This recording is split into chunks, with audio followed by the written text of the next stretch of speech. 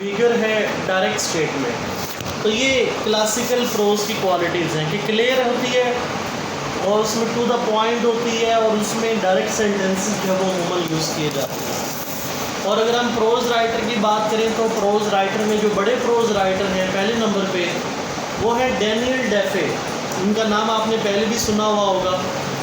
A London butcher called Foe had a son who called himself Defoe. तो एक London butcher है, उनका नाम फो था और उनके बेटे का नाम डेफो था। ही was an adventure novel writer. और जो डैनियल डेफे ने जो नावल लिखे वो एडवेंचर नावल लिखे, मतलब फिक्शन बेस्ड इन्होंने नावल्स लिखे। He as an English trader writer journalist and pamphleteer and spy born in 1600 में ये पैदा होते हैं। ये ट्रेडर भी थे, राइटर भी थे, जर्नलिस्ट भी थे और पैम्फलेट राइटर भी थे और स्पाई भी थे, बेसिकली जासूस भी थे। He was a pioneer of economic journalism.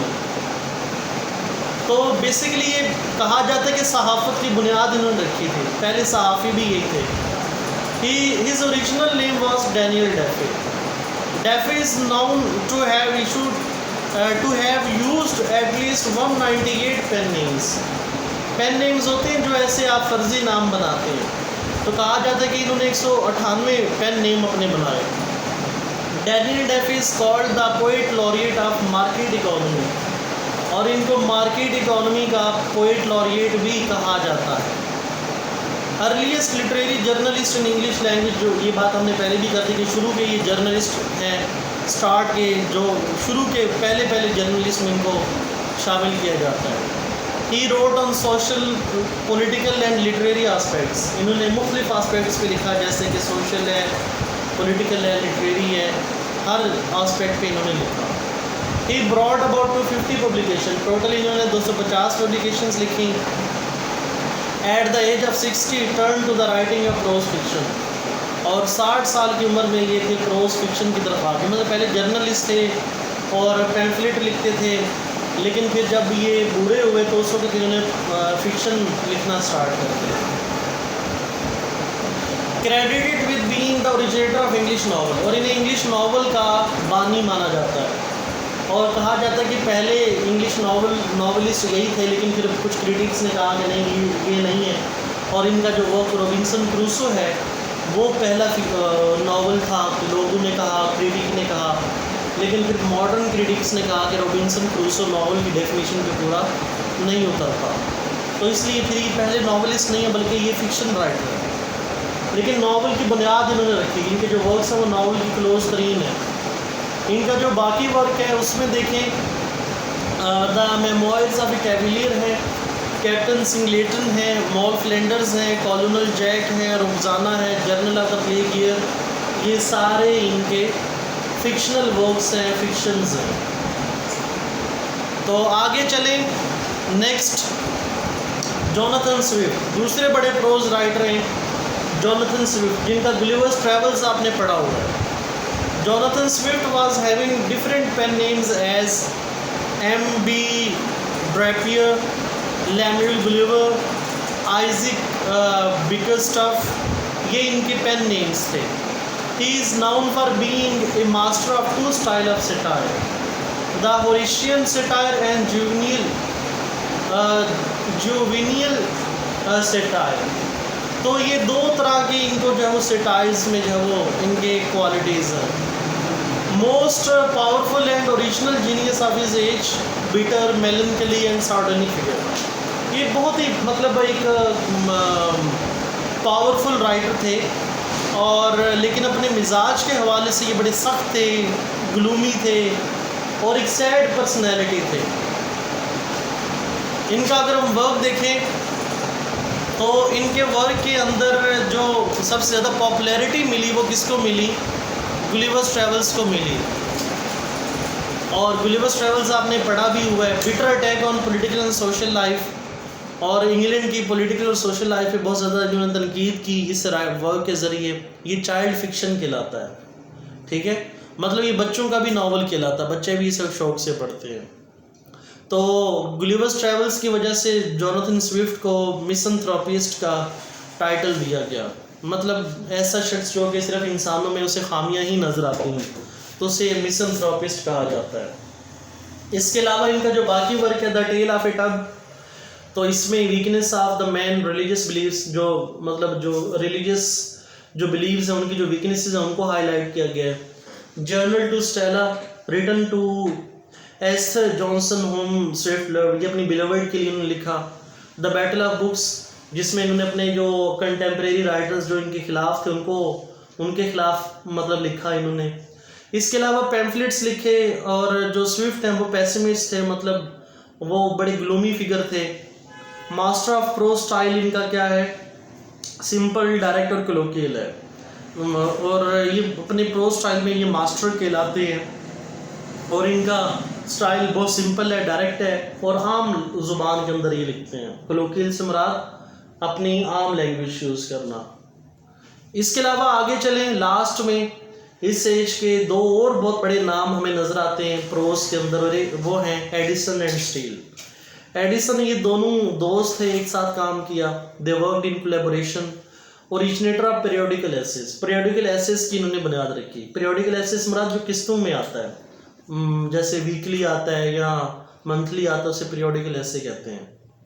और इसमें जो पहला जो इन्होंने पीरियोडिकल एसे पब्लिश किया वो था टेटलर, फाउंडेड बाय स्टील। इसकी बुनियाद जो है वो स्टील ने रखी थी। First of the long line of 18th century periodical essays, ये पहला लंबा पीरियोडिकल एसे जो है वो 18th सेंचुरी का कहलाता है। उसके बाद जो दूसरा जो मैगजीन उन्होंने जो पीरियोडिकल एसे जो इन्होंने पब्लिश किया उसका नाम था द स्पेक्टेटर। इसकी बुनियाद एडिसन ने रखी थी। Began on March 1, 1711, ran till December 20, 1714 with break of about 18th month। मतलब ये मार्च 1711 में स्टार्ट होता है और 20 दिसंबर 1714 में ये ख़त्म होता है, एंड होता है। उसमें थोड़ा सा 18 मंथ्स का गैप भी है। Sold an unprecedented 10,000 copies of each issue, मतलब इतना पॉपुलर था कि हर इसके इशू होने पे हर दफ़ा हर शुमारे की जो है वो तकरीबन 10,000 कॉपीज़ जो है वो सेल आउट होती थी उस टाइम पे। तो ये मतलब अनप्रेसिडेंटेड, इसकी इतनी ज़्यादा सेल आउट की मिसाल किसी और चीज़ की उस टाइम पे नहीं मिलती। तो टोटल इन्होंने जो एसेज लिखे वो 635 एसेज पब्लिश किए, जिसमें एडिसन की कंट्रीब्यूशन 274 एसेज की थी, स्टील की 240 की थी, और अदर फ्रेंड्स ने 121 एसेज इनके अंदर कंट्रीब्यूट किए। अगर हम स्टील और एडिसन की आपस में दोनों का कंपैरिजन करें तो जो स्टील है he is emotional, reckless, good hearted and honest, और एडिसन जो है वो urban, polish, gentleman, shy, pious and righteous ये कहलाते हैं। जोसेफ एडिसन को देख लें। जोसेफ एडिसन जिनके बारे में अभी हमने पढ़ा भी है, तो Joseph Addison he was an English essayist, poet, play right and politician भी थे। ये प्ले राइट भी हैं, ड्रामा भी लिखा इन्होंने, पोएट भी हैं, एसेइस्ट भी हैं। He was member of parliament from 1709 to 1713। 1709 से लेकर 1713 तक ये पार्लियामेंट के मेंबर भी रहे। He was also a member of Kit cat club, तो एक क्लब था इनके टाइम पे, उसका क्या नाम था, किट कैट क्लब, तो उसके भी ये मेंबर रहे। In the Tatler he contributed 42 essays while Steele 188 out of total 271। तो 271 ऐसे टोटल थे और इन्होंने 42 एसेस कंट्रीब्यूट किए और स्टील के 188 एसेस थे। और स्पेक्टेटर के अंदर ही contributed 274 essays while Steele 236 out of 555 total. तो स्पेक्टेटर के अंदर टोटल 555 एसेस थे, उसमें इनकी कंट्रीब्यूशन 274 एसेस की थी और स्टील की 236 की थी। किट कैट क्लब के नीचे का बताया गया कि ये क्या था जो 1705 में इसकी बुनियाद रखी गई। It was an early 18th century English club in London with strong political and literary association. The club name is derived from his mutton pies firstly then met at Temple Bar। तो ये कोई literary people का एक group था जिसको जो है वो किट कैट क्लब का जो है वो नाम दिया गया। आगे चलें। Edison road series of 18 articles on paradise lost for better appreciation of Milton's work. जो मिल्टन ने पैराडाइज लॉस्ट लिखी उसकी एप्रिसिएशन में इन्होंने 18 आर्टिकल्स लिखे। 18 आर्टिकल्स की सीरीज लिखी है उसको प्रेस करने के लिए। कितना शानदार वर्क मिल्टन ने लिखा है। डॉक्टर जॉनसन ने एडिसन के बारे में क्या कहा, give nights and days serve to study of Addison if you mean to be a good writer, कि अगर आप अच्छे राइटर बनना चाहते हैं तो आप एडिसन की राइटिंग को दिन रात पढ़ें तो आप अच्छे राइटर जो है वो बन जाएंगे। ये डॉक्टर जॉनसन ने एडिसन के बारे में कहा। मतलब उनकी राइटिंग इतनी कमाल की है कि अगर आप उनकी राइटिंग को पढ़ेंगे तो आपकी अपनी राइटिंग क्या हो जाएगी, आपकी अपनी इंग्लिश लैंग्वेज जो है वो स्ट्रॉन्ग हो जाएगी। आगे चलें, लास्ट में है जी रिचर्ड स्टील, जो कि एडिसन के दोस्त भी हैं। तो Richard Steele he was an Irish writer and politician. ये बेसिकली आयरलैंड के थे रिचर्ड स्टील, पॉलिटिशियन भी थे। He became a Whig member of parliament in 1713। ये भी मेंबर ऑफ पार्लियामेंट बने 1713 में। He was knighted in 1713। इनको सर का खिताब दिया गया 1713 में। When King George I came to throne and he was given the responsibility of Royal Theatre, Drury Lane, London, तो इनको जो है वो रॉयल थिएटर की रिस्पॉन्सिबिलिटी भी दी किंग जॉर्ज I ने। On account of his talent of writing political pamphlets, he was awarded the position of official gazetteer. इनको official गजेटर का भी मतलब पोजीशन दी गई इनकी बेहतरीन पॉलिटिकल राइटिंग को देखते हुए। He was also a member of Kit cat club, ये भी किट कैट क्लब के मेंबर थे। और इसके अलावा परमानेंट मेंबर्स जो है वो कौन थे इस किट कैट क्लब के, Congreve, John Locke, Vanbrugh, Addison, Steele, including many politicians. इसके अलावा बेशुमार और पॉलिटिशियंस भी इस किट कैट क्लब के मेंबर्स रहे। तो यहाँ पे हमारी जो एज है, एज ऑफ पोप ख़त्म होती है। उसके बाद फिर आगे एज ऑफ जॉनसन स्टार्ट हो जाएगी। तो मैं चाहता हूँ कि आज यहीं पे हम इसको क्लोज करें।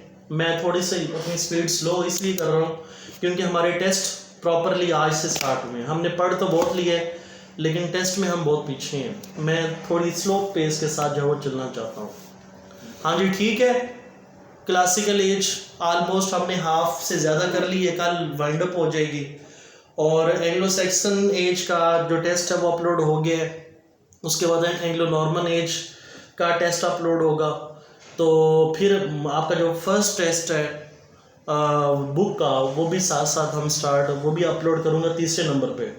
2 एजेस का टेस्ट हो जाए उसके बाद फिर तीसरी वो जो हमारा टेस्ट है उसको हम अपलोड, बल्कि दूसरे नंबर पे हम करते हैं कि बुक के टेस्ट को अपलोड करते हैं एंग्लो सैक्सन के बाद।